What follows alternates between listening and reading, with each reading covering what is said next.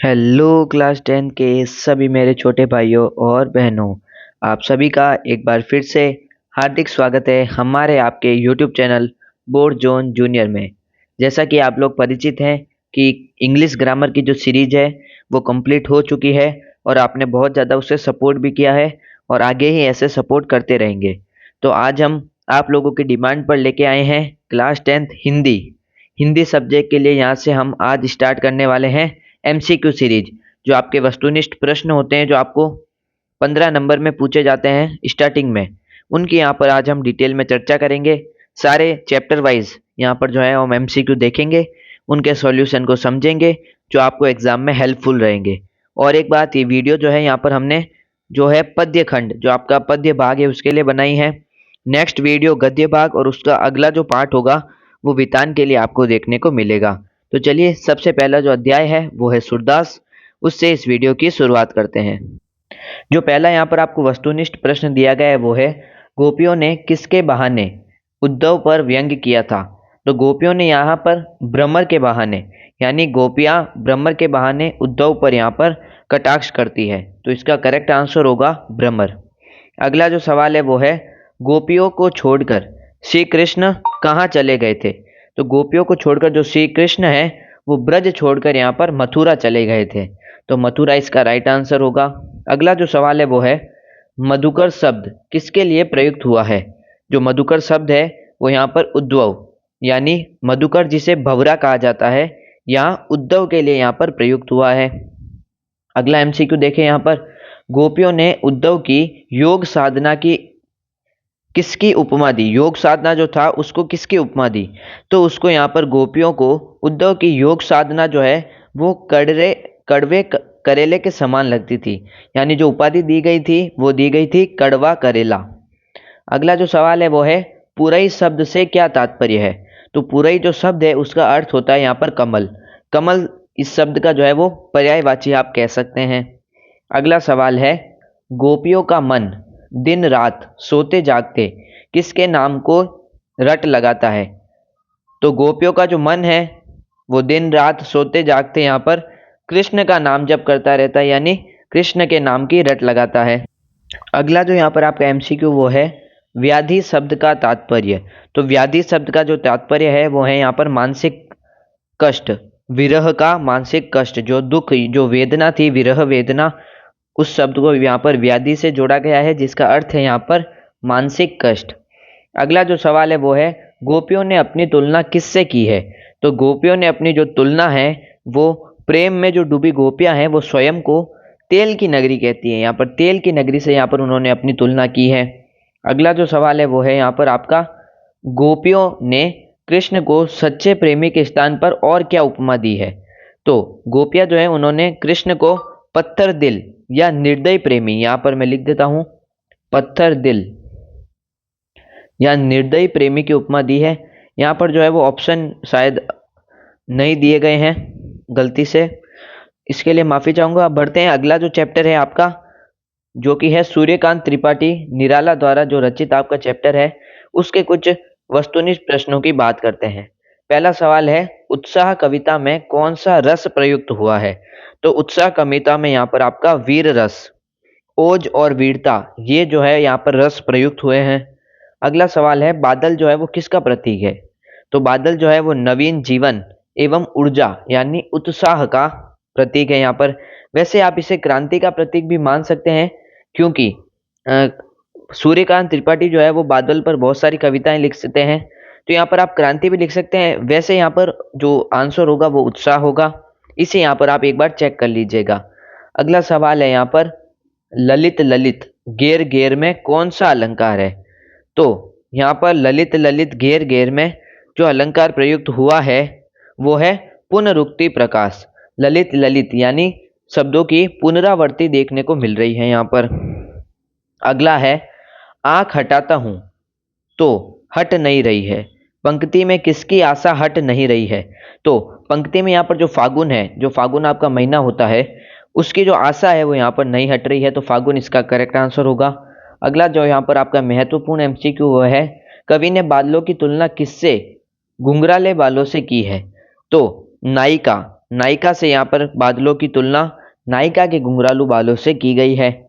अगला जो सवाल है वो है पाट पाट शब्द का क्या तात्पर्य है। पाट पाट यानी नायिका, सॉरी जगह जगह, माफी चाहूंगा, पाट पाट यानी जगह जगह, इस शब्द का अर्थ है यहाँ पर जगह जगह। अगला जो महत्वपूर्ण सवाल है, अट नहीं रही है कविता में कौन सा गुण है। तो जो आपकी कविता है अट नहीं रही है, उसमें जो गुण प्रयुक्त हुआ है वो है माधुर्य गुण। माधुर्य गुण और जो रस हमने देखा वो हमने समझ लिया था। आगे बढ़े यहाँ पर, अगला जो सवाल है, कवि ने बादल का मानवीकरण किस रूप में किया है। तो कवि जो है हमारे निराला, उन्होंने यहाँ पर बालक के स्वरूप में बादल का मानवीकरण किया है।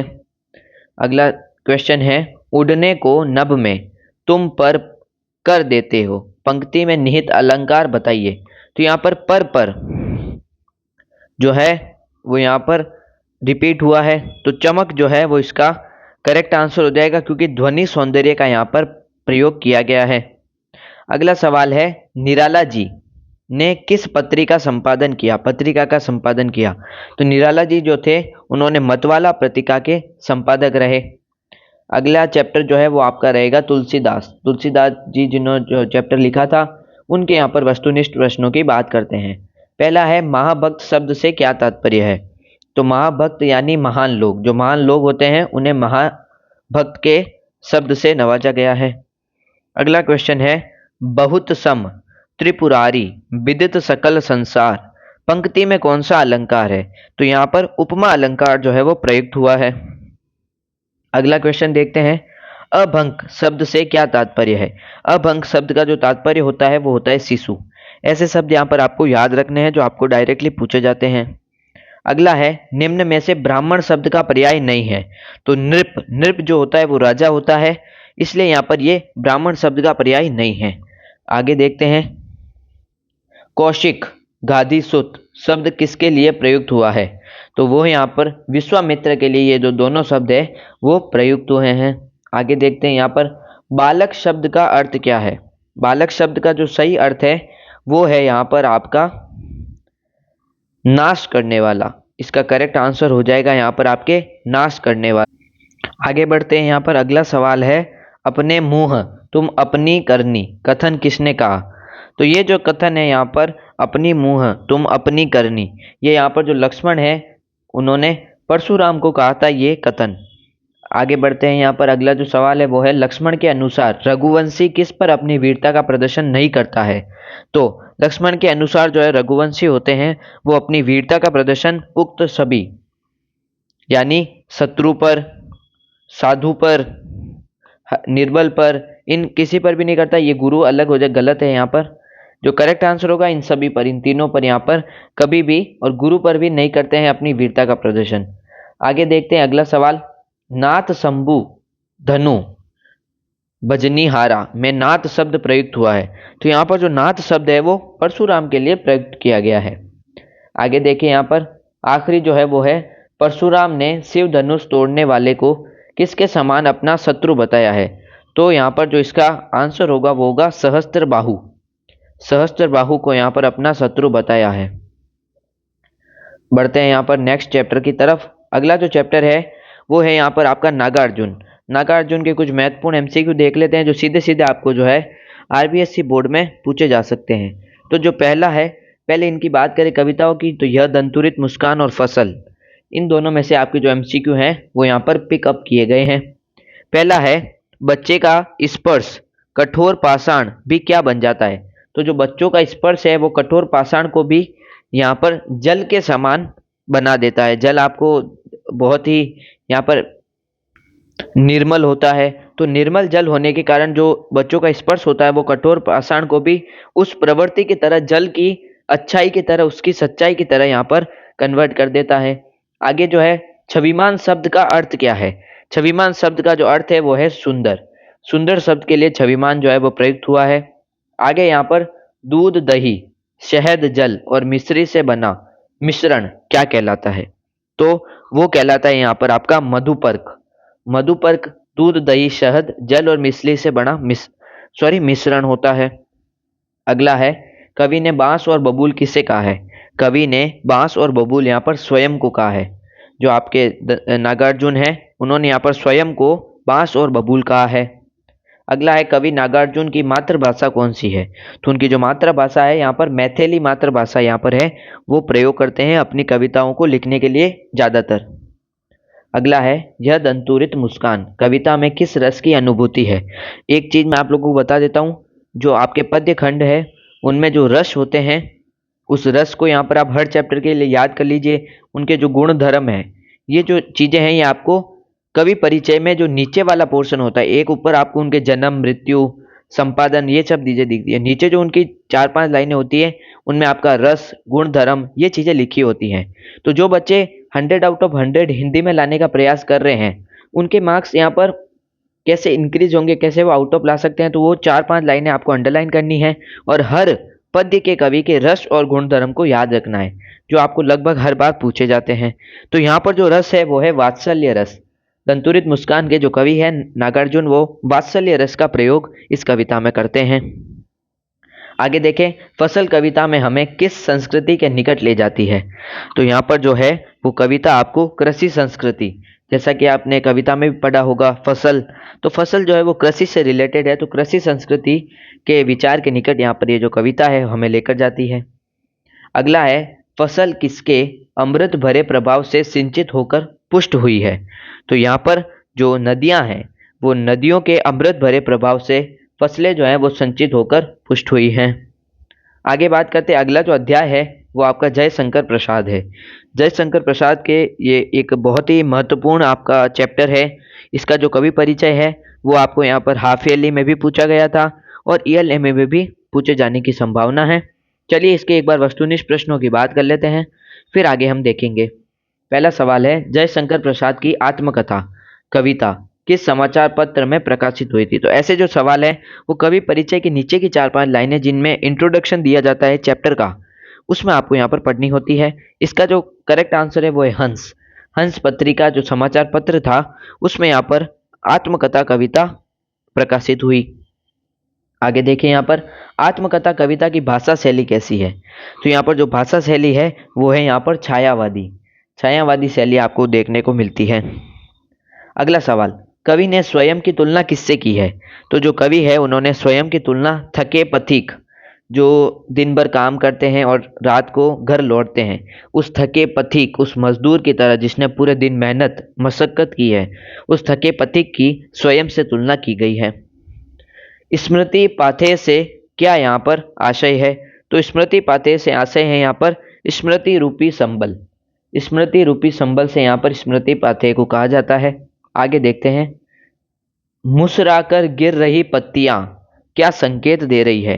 तो यहाँ पर ये जो पत्तियां हैं वो यहाँ पर मानव मूल्यों का, जो हमारे मूल्य है, जो हमारे संस्कार है, जो हमारी अच्छाई है, उनका यहाँ पर संकेत दे रहा है। आगे देखते हैं, प्रस्तुत कविता में कथा शब्द किस से क्या तात्पर्य है? तो कंथा, सॉरी कथा नहीं है कंथा, माफी चाहूंगा, कंथा शब्द है उससे तात्पर्य है यहाँ पर गुदड़ी। गुदड़ी जो है यहाँ पर इससे तात्पर्य है। गुदड़ी का जो प्रॉपर मीनिंग है मैं वो नहीं जानता, माफी चाहूंगा, मैं कमेंट बॉक्स में ये डलवाने का ट्राई करूंगा। अगला है, मधुप किसका पर्यायवाची है? तो जो यहाँ पर मधुप है वो भौरा, जो भंवरा होता है फूलों पर बैठता है, उसका यहाँ पर पर्यायवाची है। आगे देखते हैं, कवि आत्मकथा क्यों नहीं लिखना चाहते थे?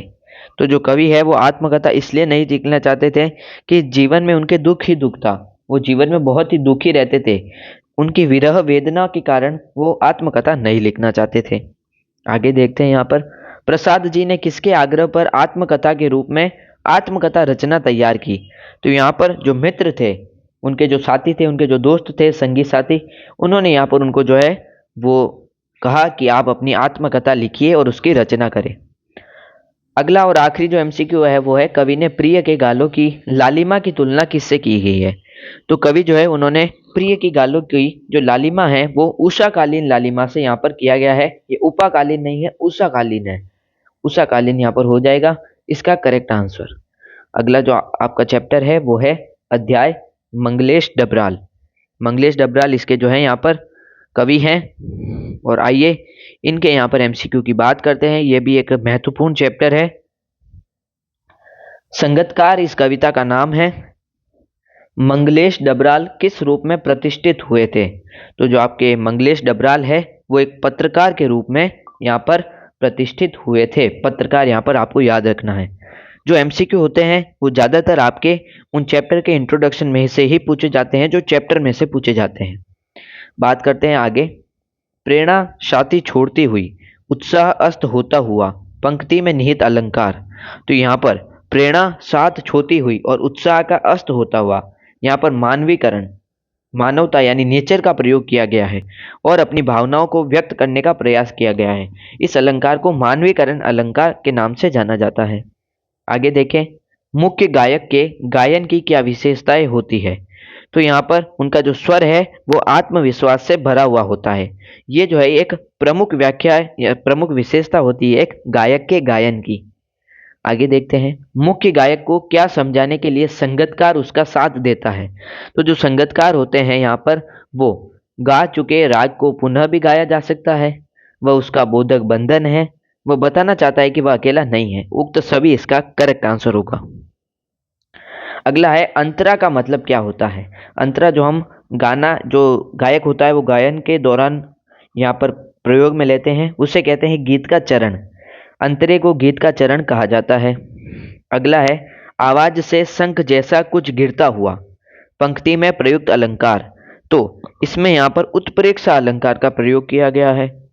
आगे देखते हैं, यहाँ पर सरगम को लांघने से कवि का क्या अभिप्राय है। तो सरगम से लांघना यानी मूल स्वर भूलकर अंतरे की जटिल तानों को खो जाना। यानी जब गायक गायन करते हैं तब कभी कभी वो मूल स्वर भूल जाते हैं और जो अंतरे की जटिलता है, जो ताने हैं, उनमें खो जाते हैं। इस कारण यहाँ पर इस जो लाइन है, इस प्रॉपर पंक्ति को सरगम को लांघने से जोड़ा गया है। अगला है जैसे समेटता हो, मुख्य गायक का पीछे छूटा हुआ सामान। पंक्ति में प्रयुक्त अलंकार कौन सा है। तो यहाँ पर इसमें उत्प्रेक्षा का अलंकार का एक बार फिर प्रयोग किया गया है। अगला है अनहद का कविता के संदर्भ में अर्थ क्या है। जो अनहद शब्द दिया गया है उसका कविता जो सब आपकी कविता है संगीतकार, उसमें क्या संदर्भ है। तो वो है यहाँ पर आपका असीम मस्ती। जो एंजॉयमेंट होता है, जो जॉय होता है, जो पीस होती है, उसे यहाँ पर अनहद कहा जाता है। इसके लिए आपको जो शब्दार्थ है दिए जाते हैं उनको याद करना होगा। आगे बढ़ते हैं, यहाँ पर आखिरी सवाल इस वीडियो का है शायद, हाँ जी, बोधक बंधन का पर्यायवाची। बोधक बंधन का यहाँ पर जो पर्यायवाची है वो है यहाँ पर आपका क और ख दोनों। शायद ये क्वेश्चन जो है वो गलत है, मैं आपको बता देता हूँ ये क्वेश्चन जो है वो गलत है, इसे सही कर देते हैं। यहाँ पर थोड़ी मैनेजमेंट टीम से जो है वो दिक्कत, यहाँ पर गलती हो गई थी। ढांढस बांधना ये जो है वो इसका शब्द है और इसका पर्यायवाची होता है तसल्ली देना और सांत्वना देना, यानी क और ख दोनों इसके करेक्ट आंसर हो जाएंगे। तो ये था आपके क्लास 10 हिंदी क्षितिज किताब के पद्य भाग के मोस्ट इंपॉर्टेंट एमसीक्यू जो सीधे सीधे आपको पेपर में देखने को मिल सकते हैं विद सॉल्यूशन। हमने इस वीडियो में समझा कि आप कैसे एमसीक्यू को अपने तैयार कर सकते हैं और कैसे जो है उन्हें अच्छे से तैयार करके आप 100 आउट ऑफ 100 मार्क्स स्कोर कर सकते हैं। इसी तरीके से आपको मेहनत करते रहना है। अगले पार्ट के लिए वीडियो में यस जरूर कमेंट कीजिएगा कि अगला पार्ट लाइए। अगले पार्ट में हम यहाँ पर जो गद्य खंड है उसके महत्वपूर्ण एमसीक्यू की बात करेंगे और उसका जो आखिरी पार्ट होगा वो होगा यहाँ पर आपके जो किताब है कृतिका, उसके जो 3 चैप्टर है, साना साना हाथ जोड़ी, मैं क्यों लिखता हूँ और एक और है, उनके हम यहाँ पर महत्वपूर्ण एमसीक्यू वस्तुनिष्ठ प्रश्नों की बात करेंगे। ऐसे ही वीडियोस के लिए जुड़े रहिए बोर्ड जोन जूनियर के साथ। सपोर्ट करने के लिए धन्यवाद। Thank you.